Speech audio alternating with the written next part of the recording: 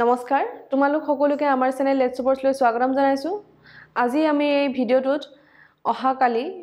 হবলগীয়া মেট্ৰিক পৰীক্ষাৰ সোশিয়েল সায়েন্সৰ কিছুমান ইম্পৰ্টেন্ট কোৱেশ্চন আনসাৰ্স এমসিকিউ ডিসকাস কৰিম আৰু এই ভিডিওটো অনলি আসামিজ মিডিয়ামৰ কাৰণে গতিকে আহাচোন ভিডিওটো ষ্টাৰ্ট কৰো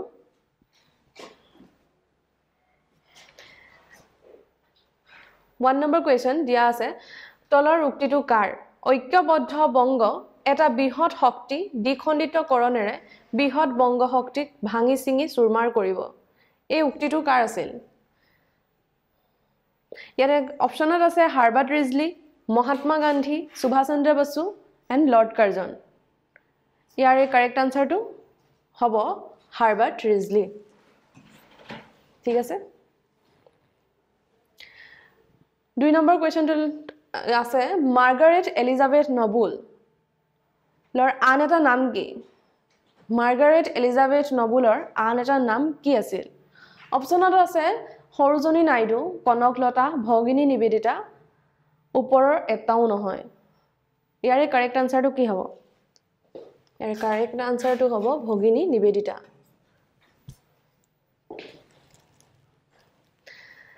Three number question to আহিছে ভাই ভাই এক ঠাই প্ৰবন্ধটো কিহৰ পটভূমিত ৰচনা কৰা হৈছিল অপচনত আছে বংগভংগ স্বদেশী আন্দোলন স্বাধীনতা আন্দোলন ওপৰৰ এটাও নহয় ভাই ভাই এক ঠাই প্ৰবন্ধটো কিহৰ পটভূমিত ৰচনা কৰা হৈছিল বংগভংগ কিয় হৈছিল বংগভংগ তো ভাই ভাই এক ঠাই প্ৰবন্ধ ৰচনা কৰা হোৱা নাছিল স্বদেশী আন্দোলন হ'ব ইয়াৰ কাৰেক্ট আনসাৰ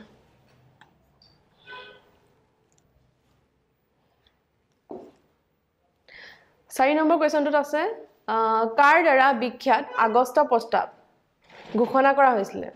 আগষ্ট প্ৰস্তাৱ কাৰ দ্বাৰা বিখ্যাত আগষ্ট প্ৰস্তাৱ ঘোষণা কৰা হৈছিল ইয়াৰ অপচনত আছে ভাইসৰয় লৰ্ড কাৰ্জন লৰ্ড মিন্টো আৰু ওপৰৰ এটাও নহয় ইয়াৰে কাৰেক্ট আনসাৰ হ'ব ভাইসৰয় আগষ্ট প্ৰস্তাৱ বুলি কওঁতে আগষ্ট বিপ্লৱৰ কথা আমাৰ মনলৈ আহিছে আগষ্ট বিপ্লৱ কাৰ দ্বাৰা হৈছিল তেনেকুৱা কোৱেশ্চন বিলাক ইয়াৰ লগত ৰিলেটেড আগষ্ট বিপ্লৱ যে হৈছিল কাৰ দ্বাৰা হৈছিল মহাত্মা গান্ধী গতিকে ভাৰতীয় আন্দোলনৰ বিষয়ে তোমালোকে চাব পাৰা ভাৰতীয় আন্দোলন 1942 ত হৈছিল গতিকে তাৰ ৰিলেটেড কোৱেশ্চন বিলাকো তোমালোকে চাব পাৰা 5 নম্বৰ কোৱেশ্চনটোত আছে যে উক্তিটো কাৰ মুক তেজ দিয়া আৰু মই তোমালোকক স্বাধীনতা দিম এই উক্তিটো কোনে কৈছিল অপচনত আছে মহাত্মা গান্ধী নেতাজী সুভাষ চন্দ্ৰ বসু জৱাহৰলাল নেহেৰু এণ্ড বিপিন চন্দ্ৰ পাল ইয়াৰ কাৰেক্ট আনসাৰটো হ'ব নেতাজী সুভাষ চন্দ্ৰ বসু 6 নম্বৰ কোৱেশ্চনটো আছে 1931 চনত লণ্ডনত অনুষ্ঠিত হোৱা দ্বিতীয়খন ঘূৰণীয়া মেজমেলত কংগ্ৰেছৰ একমাত্ৰ প্ৰতিনিধি হিচাপে কোনে যোগদান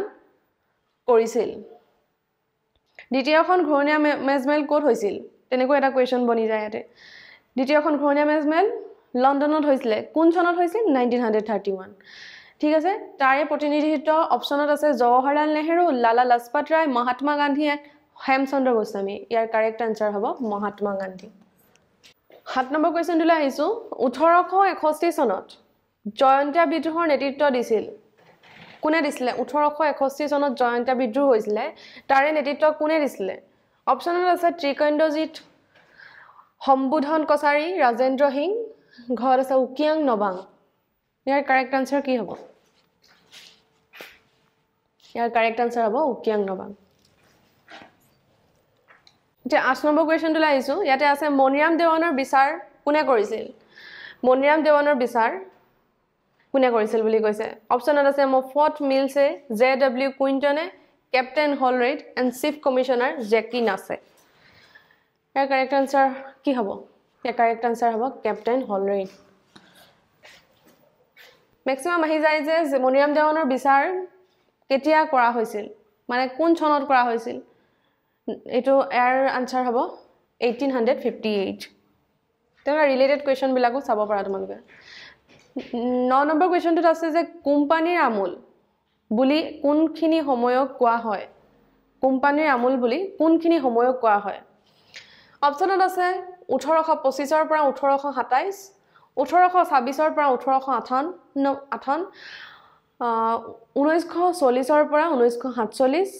1999 ৰ পৰা 2000 ইয়াৰ কাৰেক্ট আনসাৰ কি হ'ব কাৰেক্ট আনসাৰ খ 1826 ৰ পৰা 1858 এই 1826 চনতে ইয়াণ্ডাবু সন্ধিও আহিছিলে চাব পাৰা 10 নম্বৰ কোৱেশ্চনটোত আছে জোনাকীৰ প্ৰথম সম্পাদক কোন আছিল অপচনত আছে হেমচন্দ্ৰ গোস্বামী চন্দ্ৰকুমাৰ আগৰৱালা লক্ষ্মীনাথ বেজবৰুৱা এন ওপৰৰ এটাও নহয় বুলি কৈছে ইয়াৰ কাৰেক্ট আনসাৰ হ'ব চন্দ্ৰকুমাৰ আগৰৱালা কেতিয়াবা এনেকুৱা আহে যে জোনাকীৰ ত্ৰিমূৰ্তি বুলি কাক কোৱা হয় ম্যাক্সিমাম আহে জোনাকীৰ ত্ৰিমূৰ্তি বুলি কাক কোৱা হয় এই হেমচন্দ্ৰ গোস্বামী হ'ব তেতিয়া চন্দ্ৰকুমাৰ আগৰৱালা এণ্ড লক্ষ্মীনাথ বেজবৰুৱা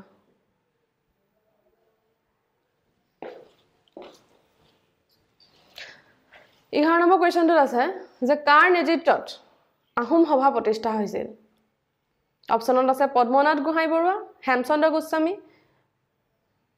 হেমচন্দ্ৰ বৰুৱা আৰু ওপৰত এটাও নহয় বুলি কৈছে ঠিক আছে কাৰ নেতৃত্বত আহোম সভা প্ৰতিষ্ঠা কৰা হৈছিল এ কাৰেক্ট আনসাৰ হ'ব পদ্মনাথ গোহাঁই বৰুৱা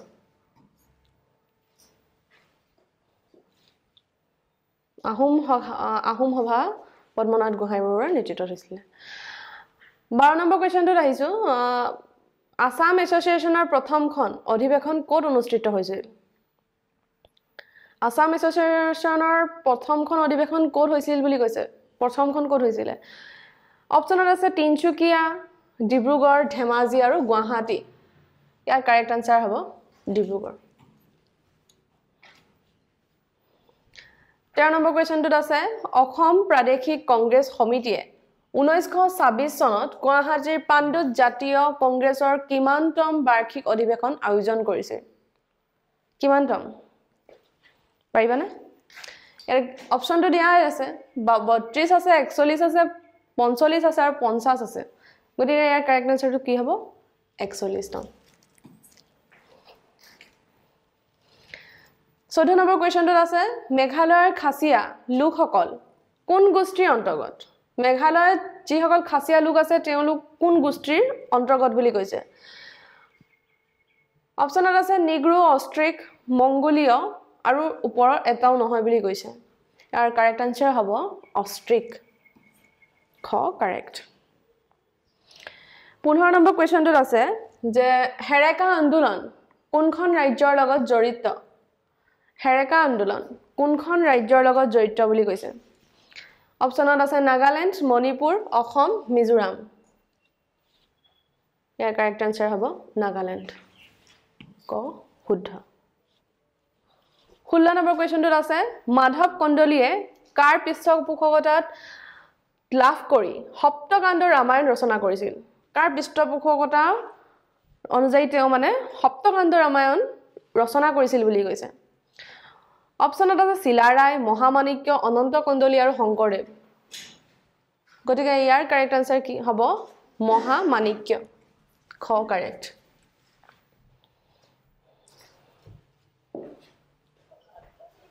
17 নম্বৰ কোৱেশ্চনটোত আছে আজান পীৰ কাৰ ৰাজত্বকালত অসমলৈ আহিছিল আজান পীৰ সাহেব যে আহিছিল অসমলৈ কাৰ ৰাজত্বকালত আহিছিল অপচনত আছে গদাধৰ সিংহ জয়দেৱ সিংহ চক্ৰদেৱ সিংহ ওপৰৰ এটাও নহয় অপচন হ'ব অপচনত গদাধৰ সিংহ আছে জয়দেৱ সিংহ আছে চক্ৰদেৱ সিংহ আছে ওপৰৰ এটাও নহয় বুলি কৈছে গতিকে ইয়াৰ কাৰেক্ট আনসাৰ হ'ব গদাধৰ সিংহ কেতিয়াবা আহিব পাৰে যে আহোম সকলে কিমান বছৰ কাল ৰাজত্ব কৰিছিল এটো কমন কোৱেশ্চন আৰু কৈ দিছো ভাবিলো 600 বছৰ কাল ঠিক আছে বা পাটকাই পৰ্বতেৰি যে চুকাফা ৰজা আহিছিল হেতু কোৱেশ্চনো চাব পাৰা তেনেকা কোৱেশ্চন বিলাক ৰিলেটেড হয় গতিকে এনেকা নহয় যে এমচিকিউ গিটা দিছো এইগিটাই কমন পৰিব কমন বুলি কোনো মানে ওয়াৰ্ড নাই তো বুকখন ভালদৰে চাবা আৰু এইখিনিও অলপ হেল্প কৰিব 18 নম্বৰ কোৱেশ্চনটোত আছে My work is above religion or politics. It is about nature. মোৰ কৰ্ম ধৰ্ম আৰু ৰাজনীতি উদ্ধত ই প্ৰকৃতিৰ লগত জড়িত উক্ত কথাষাৰি কোনে কৈছিলে অপচনত আছে যাদৱ পায়েং মনোজ গগৈ ৰাজেন্দ্ৰ সিং আৰু ওপৰৰ এটাও নহয় ইয়াৰে কাৰেক্ট আনসাৰ হ'ব যাদৱ পায়েং ঠিক আছে নেক্সট আহিলে 19 নম্বৰ কোৱেশ্চনটোত আছে ভাৰতীয় বন গৱেষণা আৰু শিক্ষা সংস্থা গঠন কৰা কেতিয়া হৈছিল সুধিছে অপচনত আছে 1980 1983 1986 আৰু 1990 ইয়াৰে কাৰেক্ট আনসাৰ হ'ব গ 1986 সৰি 20 নম্বৰ কোৱেশ্চনটোত আছে যে যিবোৰ সামগ্ৰীয়ে মানুহৰ কোনো ধৰণৰ উপকাৰ বা অপকাৰ সাধন নকৰে উপকাৰো নকৰে অপকাৰো নকৰে যেটো সামগ্ৰী আমাৰ উপকাৰো নকৰে অপকাৰো নকৰে এটো আমি জানোই যে অপচনত আছে নিৰপেক্ষ কৃষিজাত উদ্যোগৰ সামগ্ৰী আৰু ওপৰ এটাও নহয় যিবোৰ উপকাৰো নকৰে অপকাৰো নকৰে গতিকে এটো নিৰপেক্ষ সামগ্ৰী অপচন ক কাৰেক্ট হ'ব দে 21 নম্বৰ কোৱেশ্চনটোত আছে যে তলৰ কোনবিধ গেছ হেউজগৃহৰ গেছ কোনবিধ হয় বুলি কৈছে হা অপচনত আছে sulphuric acid hydrochloric acid carbon dioxide and carbon monoxide ইয়াৰ কাৰেক্ট আনসাৰ হ'ব কাৰ্বন ডাই অক্সাইড ঠিক আছে 22 নম্বৰ কোৱেশ্চনটোত আছে যে পৃথিৱীৰ সৰ্বোচ্চ পৰ্বতমালা পৃথিৱীৰ দীৰ্ঘতম নদী পৃথিৱীৰ দীৰ্ঘতম পৰ্বত শ্ৰেণী পৃথিৱীৰ উচ্চতম মালভূমি আৰু পৃথিৱীৰ বৃহত্তম মৰুভূমি ক্ৰমে পৃথিৱীৰ সৰ্বোচ্চ পৰ্বতমালা কি হয় গতিকে ইয়াৰ আছে অপচনত এন্ডিজ পামিৰ সাহাৰা হিমালয় নীল এনেকৈ আছে মানে পৃথিৱীৰ সৰ্বোচ্চ পৰ্বতমালাটো যে আছে এই সৰ্বোচ্চ পৰ্বতমালা আৰু পৃথিৱীৰ দীৰ্ঘতম নদী ক্ৰমে আছে পৃথিৱীৰ দীৰ্ঘতম পৰ্বত শ্ৰেণী আৰু পৃথিৱীৰ উচ্চতম মালভূমি আৰু পৃথিৱীৰ বৃহত্তম মৰুভূমি এই গুটেইটা অপচনত এন্ডিজ পামিৰ সাহাৰা হিমালয় নীল আছে গতিকে অপচন গটো কাৰেক্ট হ'ব হিমালয় নীল হিমালয় হৈছে পৃথিৱীৰ সৰ্বোচ্চ পৰ্বতমালা আৰু পৃথিৱীৰ দীৰ্ঘতম নদী হৈছে নীল পৃথিৱীৰ দীৰ্ঘতম পৰ্বত শ্ৰেণী হৈছে এন্ডিজ পৃথিৱীৰ উচ্চতম মালভূমি পামিৰ পৃথিৱীৰ বৃহত্তম মৰুভূমি হৈছে সাহাৰা 23 নম্বৰ কোৱেশ্চনটোলৈ আহিছো তলৰ কোন কেইখন নদী ইউৰোপ মহাদেশৰ অন্তৰ্গত বুলি কৈছে কোন কেইখন নদী ইউৰোপ মহাদেশৰ অন্তৰ্গত অপচনত আছে এলব্ৰো থেমছ মেনাম মেকং এগৰা আছে পইণ্টত আৰু অপচনত আছে যে এলব্ৰো আৰু থেমছ বুলি কৈছে নেক্সটত কৈছে থেমছ আৰু মেনাম গড কৈছে মেনাম আৰু এলব্ৰো ঘট কৈছে মেকং আৰু থেমছ গতিকে ইয়াৰ কাৰেক্ট আনসাৰ হ'ব ক এলব্ৰো আৰু থেমছ ঠিক আছে 24 নম্বৰ কোৱেশ্চনটোত আছে জাপান আৰু টাইৱান দ্বীপ দুটা এয়াৰে কোন কেইখন মহাসাগৰ গোটেই কেইখন মহাসাগৰ হয় ঠিক আছে এই গোটেইখন মহাসাগৰৰ ভিতৰত জাপান আৰু টাইৱান ক'ত অৱস্থিত অপচনত আছে ভাৰত মহাসাগৰ প্ৰশান্ত মহাসাগৰ উত্তৰ মহাসাগৰ আৰু দক্ষিণ মহাসাগৰ আৰু কাৰেক্ট আনসাৰ হ'ব প্ৰশান্ত মহাসাগৰ খ কাৰেক্ট 25 নম্বৰ কোৱেশ্চনটোত আছে যে ইউৰোপ মহাদেশৰ উচ্চতম ঠাইখন কি অপচনত আছে Mount Elbrus Mount Baikal Everest and Godwin Austen গতিকে ইয়াৰ কাৰেক্ট আনসাৰটো হ'ব মাউণ্ট এলব্ৰাছ ঠিক আছে মাউণ্ট এলব্ৰাছ অসমৰ উত্তৰ দিশে পৰিবেষ্টিত হৈ থকা বিদেশী ৰাষ্ট্ৰখন কি 26 নম্বৰ কোৱেশ্চনটোত আছে যে অসমৰ উত্তৰ দিশে পৰিবেষ্টিত হৈ থকা বিদেশী ৰাষ্ট্ৰখন ইয়াৰ ভিতৰত অপচনত থকা কোন কিখন হ'ব পাৰে চীনো আছে ভুটান আছে ম্যানমাৰ আছে আৰু বাংলাদেশ আছে ইয়াৰ কাৰেক্ট আনসাৰ হ'ব ভুটান ঠিক আছে 27 নম্বৰ কোৱেশ্চনলৈ আহিছো ইয়াতে আছে যে উত্তৰ পূৰ্বাঞ্চলৰ ঔদ্যোগিক বিকাশৰ অৰ্থে ভাৰত চৰকাৰে 2007 চনত ঘোষণা কৰা নীতি মানে কি 2007 চনত ভাৰত চৰকাৰে এটা নীতি ঘোষণা কৰিছিলে উত্তৰ পূৰ্বাঞ্চলৰ ঔদ্যোগিক ডেভেলপমেন্টৰ কাৰণে ঠিক আছে ইয়াৰ অপচনত থকা কোনটো নীতি ঘোষণা কৰিছিলে অপচনত আছে উত্তৰ পূব ঔদ্যোগিক বৃদ্ধি নীতি উত্তৰ পূব ঔদ্যোগিক বিনিয়োগ বৃদ্ধি নীতি উত্তৰ পূব ঔদ্যোগিক বিত্ত নিগম এণ্ড ওপৰৰ এটাও নহয় ইয়াৰে কাৰেক্ট আনসাৰ হ'ব উত্তৰ পূব ঔদ্যোগিক বিনিয়োগ বৃদ্ধি নীতি খ কাৰেক্ট 28 নম্বৰ কোৱেশ্চনটোত আছে যে 37 নং ৰাষ্ট্ৰীয় ঘাইপথৰ শেষ বিন্দু দুটা কি কি 37 নং ঘাইপথৰ শেষ বিন্দু দুটা কি কি অপচনত আছে প্ৰশ্নৰত্ন জালুকবাৰী প্ৰশ্নৰত্ন চৌখাঘাট গুৱাহাটী চৌখাঘাট এণ্ড নগাঁও দবকা ইয়াৰ কাৰেক্ট আনসাৰ হ'ব প্ৰশ্নৰত্ন চৌখাঘাট খটো কাৰেক্ট আনসাৰ 29 নম্বৰ কোৱেশ্চনটোত আছে চাহ জনজাতি সকল মূলতঃ কোন জনগোষ্ঠীৰ অন্তৰ্গত হয় চাহ জনজাতিৰ লোকসকল যে কোনটো জনগোষ্ঠীৰ অন্তৰ্গত হয় ইয়াৰ অপচনত আছে অষ্ট্ৰিক মংগোলীয় জাৰ্বি আৰু ওপৰ এটাও নহয় ইয়াৰ কাৰেক্ট আনসাৰ হ'ব অষ্ট্ৰিক চাহ জনজাতীয় লোকসকল অষ্ট্ৰিক জনগোষ্ঠীৰ অন্তৰ্গত হয় ঠিক আছে 30 নম্বৰ কোৱেশ্চনটোত আছে যে উত্তৰ পূব সীমান্ত ৰেলৱেৰ মুখ্য কাৰ্যালয় ক'ত অৱস্থিত উত্তৰ পূব সীমান্ত ৰেলৱে মুখ্য কাৰ্যালয়টো মেইন হেড অফিসটো ক'ত আছে যে অপচনত আছে মালিগাঁও জাগিৰোড ডিব্ৰুগড় যোৰহাট ইয়াৰ কাৰেক্ট আনসাৰ হ'ব ক মালিগাঁও 31 নম্বৰ কোৱেশ্চনটোত আছে যে ইয়াতে কোনবা এখন দেশ আছে ইয়াতে কোনবা এখন দেশ আছে যে দেশখন যুক্তৰাষ্ট্ৰৰ গৃহভূমি হোমল্যান্ড অফ ফেডাৰেশন বুলি কাক কোৱা হয় ইয়াৰ কোনখন দেশ অপচনত আছে ইংল্যান্ড কানাডা ৰাছিয়া আৰু আমেৰিকা ইয়াৰ কাৰেক্ট আনসাৰ আমি জানোৱে গতিকে ইয়াৰ কাৰেক্ট আনসাৰটো কি হ'ব তোমালোক সকলোৱে জানাই চাগে আমেৰিকা কাৰেক্ট আনসাৰ আমেৰিকা যুক্তৰাষ্ট্ৰৰ গৃহভূমি বুলি কোৱা হয় যুক্তৰাষ্ট্ৰৰ গৃহভূমি বুলি কোৱা হয় 32 নম্বৰ কোৱেশ্চনটোত আছে যে সংসদীয় পদ্ধতিৰ চৰকাৰৰ এটা দুখ এবাৰ চাবা যে সংসদীয় পদ্ধতিৰ চৰকাৰৰ বৈশিষ্ট্য লং কোৱেশ্চনটো আহে বৈশিষ্ট্য চাবা আৰু দুখ চাবা গুণখিনি চাবা অকল সংসদীয় বুলিয়ে নহয় চৰকাৰ কেইবা প্ৰকাৰো আছে ন ঠিক আছে হে গুটেখিনি চাবা ইয়াতে অপচন আছে যে ক্ষীপ্ৰ সিদ্ধান্ত গ্ৰহণ কৰাটো সম্ভৱ নহয় বৃহৎ ৰাষ্ট্ৰৰ কাৰণে উপযোগী এনে ব্যৱস্থা চৰকাৰৰ জনস্বাৰ্থৰ বিপৰীতে যাব নোৱাৰে ওপৰৰ এটাও নহয় গতিকে ইয়াৰ কাৰেক্ট আনসাৰ হ'ব ক্ষীপ্ৰ সিদ্ধান্ত গ্ৰহণ কৰা তো সম্ভৱ নহয় মানে স্পিড যেটো মানে ডিসিশন লব লাগে হেতু ইয়াৰ সংসদীয় পদ্ধতিয়ে লব নোৱাৰে গতিকে ইয়াৰ এটা দুখ হৈছে এইটো ঠিক আছে এ সৰকাৰ কথা যেহেতু আহিলে তাতে মই দুটামান কথা ক'ব বিচাৰিছো যে তোমালোকে এই বৈশিষ্ট্য গুণ দুখ গুটেখিনি চাব পাৰা লং কোৱেশ্চনত ম্যাক্সিমাম তেনেকা কোৱেশ্চন বিলাক আহে গতিকে চাব পাৰা ঠিক আছে তাৰে মৰ্ষা সৰকাৰ বিষয়েও চাব পাৰা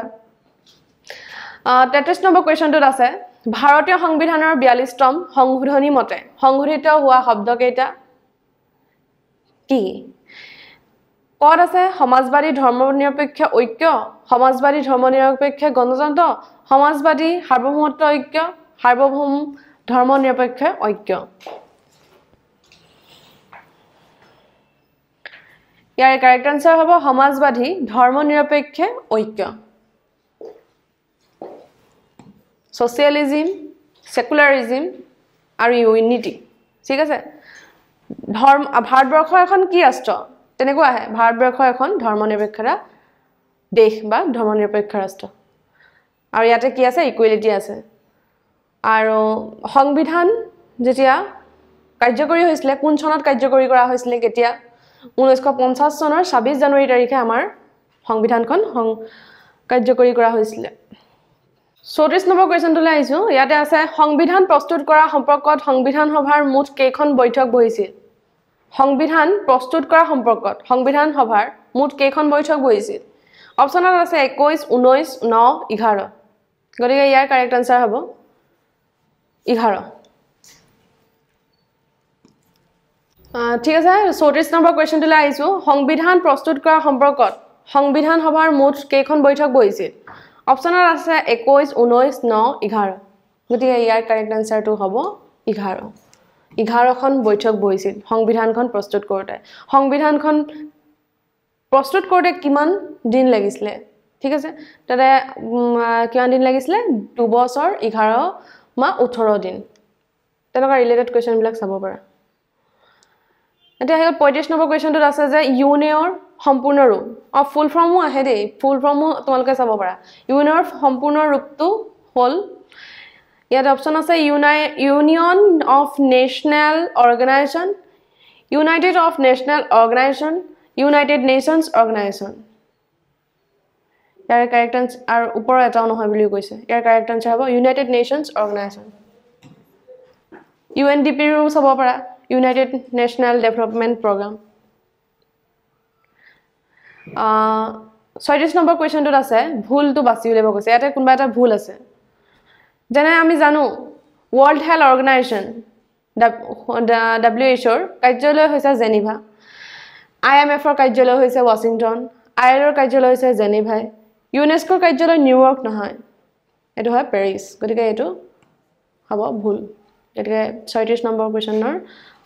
UNESCO হ'ব ভুল 37 নম্বৰটোত আছে সাৰ্ক ৰ সম্পূৰ্ণ ৰূপটো কি অপচনত আছে South African Association for Regional Cooperation South American Association for Regional Cooperation এটা আছে আফ্ৰিকান এটা আছে আমেৰিকান এণ্ড এছিয়ান আছে গতি আৰু আছে ওপৰ এটাও নহয় গতিকে গ হ'ব ইয়াৰে correct answer South Asian Association for Regional Cooperation সাৰ্কৰ ফুল ফৰ্ম এনেকৈ আহিব পাৰে সাৰ্কৰ সম্পূৰ্ণ ৰূপটো কি তেতিয়া ইয়াৰ কাৰেক্ট আনসাৰ হ'ব এটো 38 নম্বৰ কোৱেশ্চনটোত আছে যে বিনিময় প্ৰথাৰ এটা অসুবিধা বিনিময় প্ৰথাৰ যেনেদৰে সুবিধা আছে তাৰ অসুবিধাও আছে ঠিক আছে বিনিময় প্ৰথা মানে কি আছে যেতিয়া আমি আমাৰ এটা বস্তু অনুযায়ী আনটা বস্তু আমি মানে এক্সচেঞ্জ কৰিব পৰাটো হৈছে বিনিময় প্ৰথা এটা বিনিময় প্ৰথা এতিয়াও প্ৰচলিত হয় জুনবিল মেলা আছে ঠিক আছে জুনবিল মেলাত বিনিময় প্ৰথা হয় গতে বিনিময় প্ৰথাৰ অসুবিধাটো ইয়াত আছে অপচনত বিনিময় প্ৰথাত সামগ্ৰী তাৰলৈ গুণ নাথাকে বিনিময় প্ৰথাত সামগ্ৰী সঞ্চয় কৰিব পাৰি বিনিময় প্ৰথাত সামগ্ৰী বিভাজন কৰা সহজ বিনিময় প্ৰথা সকলোৰে বাবে গ্ৰহণযোগ্য অবিয়াসলি বিনিময় প্ৰথা সকলোৰে বাবে গ্ৰহণযোগ্য হয় ধৰি ললো মোৰ হাতত এটা মুৰ্গী আছে মই মোৰ আদাৰ পাৰসন জনৰ হাতত আনজনৰ হাতত চাউল আছে মই মুৰ্গী দি মানে চাউল ললো তেনেকুৱা কিন্তু সেই মূল্যটো মানে কি হয় সামগ্ৰীটোৰ কি হয় নাথাকে গুণটো নাথাকে ঠিক আছে বস্তু হলনি বস্তু পাই গলো ঠিক আছে কিন্তু তাৰ গুণ নাথাকে গতিকে ইয়াৰ এটা অসুবিধা হ'ব মুদ্ৰাৰ মানে সৰি বিনিময় প্ৰথাত সামগ্ৰীৰ তাৰলৈ গুণ নাথাকে ঠিক আছে 39 নম্বৰ কোৱেশ্চনটোলৈ আহিছো ইয়াত আছে মুদ্ৰাৰ ক্ৰমবিকাশৰ ধাৰা অনুসৰি পাঁচটা পৰ্যায় কি অপচনত কাগজী মুদ্ৰা ধাতু মুদ্ৰা অমুদ্ৰিত ধাতুমান যন্ত্ৰমান বিনিময় প্ৰথা ঠিক তেনেদৰে খটো আছে বিনিময় প্ৰথা যন্ত্ৰমান অমুদ্ৰিত ধাতুমান ধাতু মুদ্ৰা কাগজী মুদ্ৰা বিনিময় প্ৰথা কাগজী মুদ্ৰা অমুদ্ৰিত ধাতুমান যন্ত্ৰমান ধাতু মুদ্ৰা যন্ত্ৰমান অমুদ্ৰিত ধাতুমান ধাতু মুদ্ৰা বিনিময় প্ৰথা কাগজী মুদ্ৰা এই অপচনে কোনটো হ'ব লিখা লাগিছে বাৰু গম পাইছানে এই অপচন খটো কাৰেক্ট হ'ব বিনিময় প্ৰথা হয় যন্ত্ৰমান হয় অমুদ্ৰিত ধাতুমান ধাতু মুদ্ৰা তাৰ পাছত হে কাগজ মুদ্ৰা ঠিক আছে ভাৰত 40 নম্বৰ কোৱেশ্চনটোলৈ আহিছো ভাৰতীয় ৰিজাৰ্ভ বেংক স্থাপিত হৈছিল ভাৰতীয় reserve bank RBI reserve bank of India কেতিয়া হৈছিল RBI অপচনত আছে 1935 1945 1946 1950 ইয়াৰ কাৰেক্ট আনসাৰ হ'ব 1935 ঠিক আছে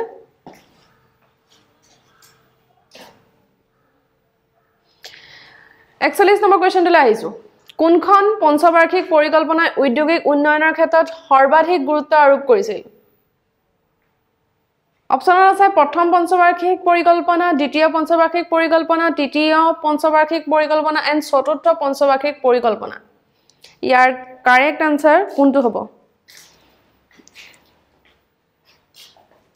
ইয়াৰ কাৰেক্ট আনসাৰ হ'ব দ্বিতীয় পঞ্চবাৰ্ষিক পৰিকল্পনা 42 নম্বৰ কোৱেশ্চনটোত আছে নীতি আয়োগৰ সম্পূৰ্ণ ৰূপ ফুল ফৰ্মটো কি নীতি আয়োগৰ অপচনত আছে National Institute for Transforming India National Institution for Transfering India National Institution for Transforming India National Institution for Transformation India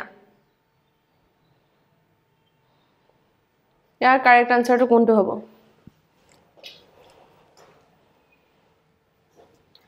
National Institutions for Transforming India গটো হ'ব শুদ্ধ